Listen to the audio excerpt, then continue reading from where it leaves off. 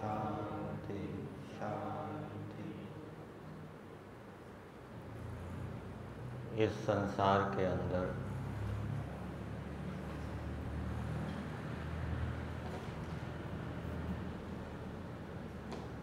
ईश्वर, जीव और प्रकृति ये तीन पदार्थ सदा रहते हैं, ना कभी उत्पन्न होते हैं, ना कभी नष्ट होते हैं। ईश्वर कभी उत्पन्न नहीं होता, कभी नष्ट नहीं होता। जीवात्माएं कभी उत्पन्न नहीं होती, कभी विनाश को प्राप्त नहीं होती। प्रकृति भी कभी उत्पन्न नहीं होती और ना ही विनष्ट होती। ऐसा नहीं है कि केवल ईश्वर ही है, जीव और प्रकृति नहीं है, जैसा कि कुछ लोग मानते हैं। ऐसा भी नहीं है कि केवल प्रकृति हो और ईश्वर और जीव नाम के कोई पदार्थ ना हो। ये भी कुछ लोगों की मान्यता है जो प्रकृति को ही मानते हैं, ईश्वर और जीव को नहीं मानते। ये भी मान्यता ठीक नहीं है। और ये भी नहीं है कि केवल जीव हो और प्रकृति हो और ईश्वर नाम की कोई चीज़ ना हो।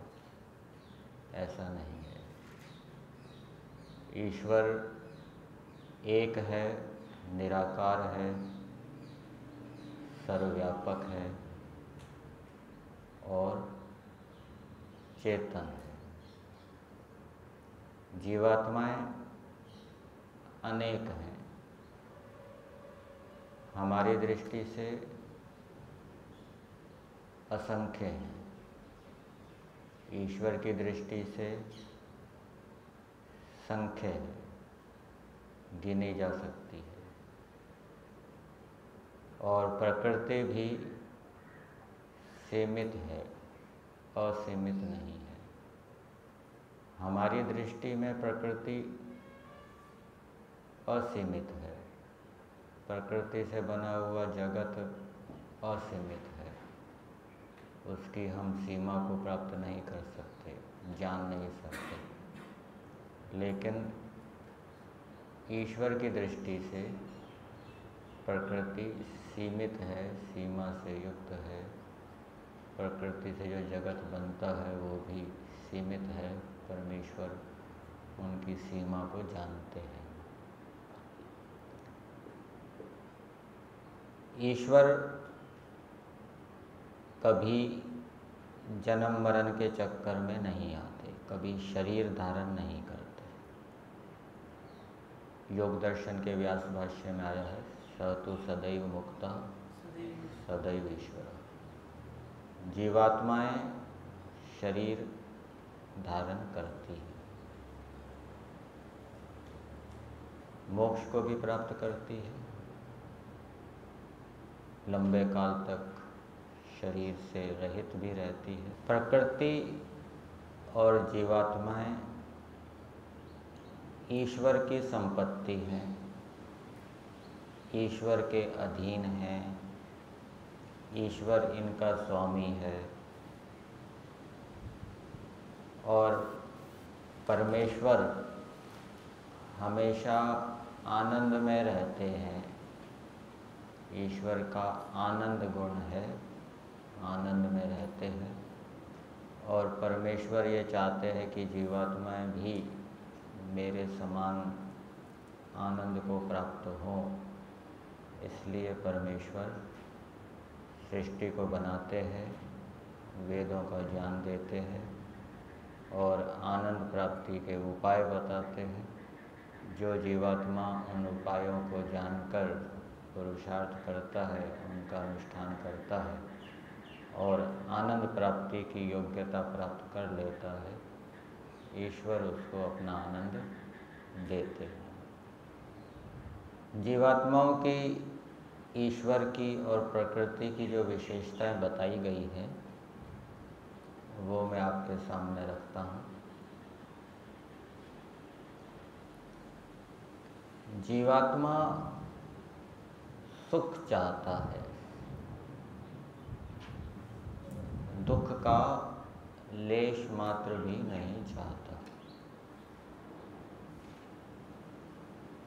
हमारे सामने 2 कटोरियों में खीर रखी हो और एक खीर के अंदर थोड़ी सी भी गंदगी पड़ी हो, मक्खी आदि, तो हम शुद्ध खीर को लेना चाहते हैं, अशुद्ध खीर को लेना नहीं चाहते। जीवात्मा लौकिक सुख चाहता है और ईश्वर का आनंद भी चाहता है। जिस जीवात्मा का स्तर ऊंचा हो जाता है, विद्या प्राप्त होती है, वो फिर लौकिक सुख नहीं चाहता, वो ईश्वर का आनंद चाहता है।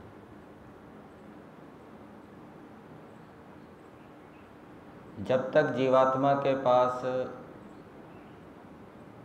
विद्या नहीं होती, वो अपने लिए सुख चाहता है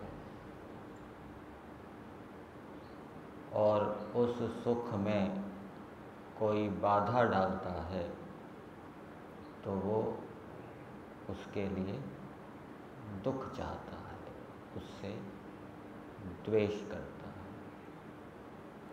परंतु जब जीवात्मा को विद्या प्राप्त हो जाती है तो वो अपने सुख के साथ साथ दूसरों का भी सुख चाहता है, फिर वो किसी से द्वेष नहीं करता। परमेश्वर अपने लिए सुख नहीं चाहता, क्योंकि उसके पास तो अपना आनंद है, वो हमेशा उसके पास रहता है, आनंद गुण है। परंतु वो परमेश्वर जीवात्माओं के लिए सुख चाहता है। जीवात्माएं क्या हैं?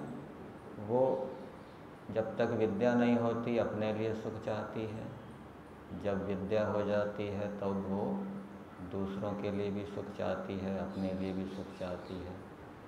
ईश्वर तो हमेशा विद्या से युक्त है ही और वो हमेशा दूसरों का सुख चाहता है, अपना तो उसके पास है ही। परमेश्वर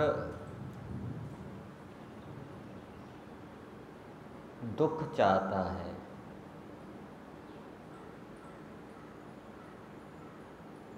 जीवात्माओं का सुख भी चाहता है और जीवात्माओं का दुख भी चाहता है। सुख तो एक तो अंततः सबको अपना आनंद देना चाहता है, ये तो है ही, सबके लिए इस प्रकार का सुख तो चाहता ही है। परंतु इससे पहले भी जो जीवात्मा पुण्य कर्म करते हैं तो उन पुण्य कर्मों का फल जो सुख है वो उन पुण्यात्माओं के लिए चाहता है और चाहने मात्र से उनको वो सुख रूपी फल की प्राप्ति होती है। जो जीवात्माएं पाप रूप कर्म करते हैं, उस पाप रूप कर्म के फलस्वरूप जो दुख है वो उन पापी जीवात्माओं के लिए चाहता है और उसके फलस्वरूप उनको वो दुख की प्राप्ति होती है। परमेश्वर दूसरों के लिए सुख भी चाहता है, दुख भी चाहता है और दुख इसलिए चाहता है पाप कर्मों का फल देने के लिए।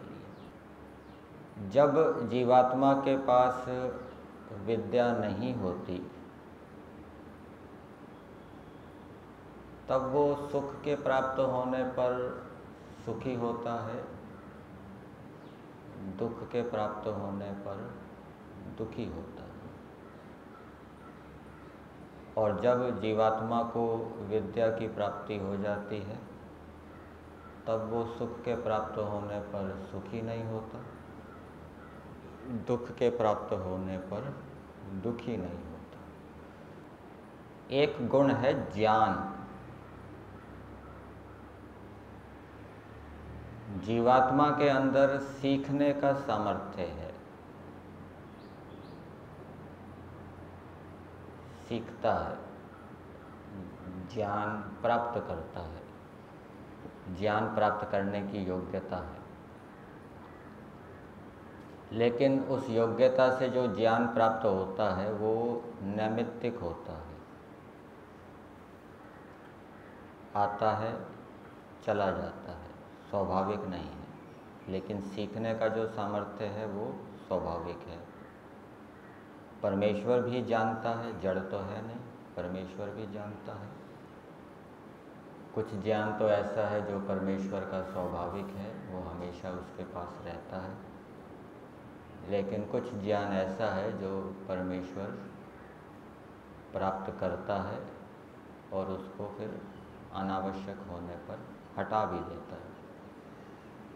जैसे सामान्य रूप से परमेश्वर ये सभी जीवात्माएं कैसे कैसे कर्म कर सकती हैं वो जानता है, पदार्थों के गुण कर्म स्वभाव जानता है। अब अमुक जीवात्मा ने इस समय ये कर्म किया, ये नया ज्ञान हुआ और फिर उस जीवात्मा को उस कर्म का फल देकर परमेश्वर उस ज्ञान को हटा भी देता है, डिलीट कर देता है। परंतु कुछ ज्ञान जो ऐसा है वो परमेश्वर के पास हमेशा रहता है, विद्या के रूप में। तो इस प्रकार से इस सृष्टि के अंदर ये जो तीन पदार्थ हैं, ईश्वर, जीव और प्रकृति, ये हमेशा रहते हैं। जीवात्मा के कुछ स्वाभाविक गुण हैं, कुछ नैमित्तिक गुण हैं, और ईश्वर के जितने भी गुण कर्म स्वभाव हैं वो स्वाभाविक है, नैमित्तिक नहीं है। और प्रकृति के अंदर जो ये बताया जाता है सुख दुख मोह होता है, प्रकृति के अंदर तीन अवयव होते हैं, सत्वगुण, रजोगुण और तमोगुण। सत्वगुण सुख, रजोगुण दुख और तमोगुण मोह।